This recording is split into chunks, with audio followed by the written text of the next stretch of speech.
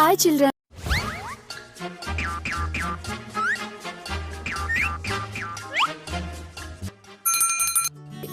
ఈ రోజు నేను మీకు ఒక కథ చెప్తా.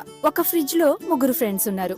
Onion, green chilli, ice cube. వీళ్ళ ముగ్గురు కూడా వన్ డే ఫ్రిడ్జ్ లో నుంచి బయటకు వచ్చి అలా వాక్ కి వెళ్లారు. అలా వెళ్తూ ఉండగా ఎండ ఎక్కువగా ఉన్నందువల్ల ఐస్ క్యూబ్ కరిగిపోయింది పాపం.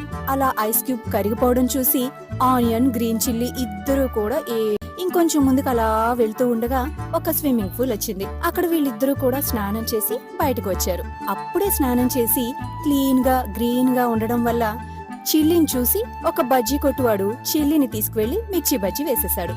అప్పుడు ఆనియన్ పాపం ఏడుస్తూ కూర్చుంది. అయ్యో, ఐస్ క్యూబ్ కరిగిపోయినప్పుడు బాధపడటానికి చిల్లీ నేను ఉన్నాం, కానీ చిల్లీ పోయినప్పుడు బాధపడటానికి ఏడవడానికి నేనున్నాను. మరి నేను పోయినప్పుడు ఎవరేరుస్తారు అని ఆనియన్ బాధపడుతూ ఉండగా గాడ్ ప్రత్యక్షమై ఆనియన్ ఆనియన్ ఏడవకు అని చెప్పి ఆ ఆనియన్ కి ఒక వరం ఇచ్చాడు.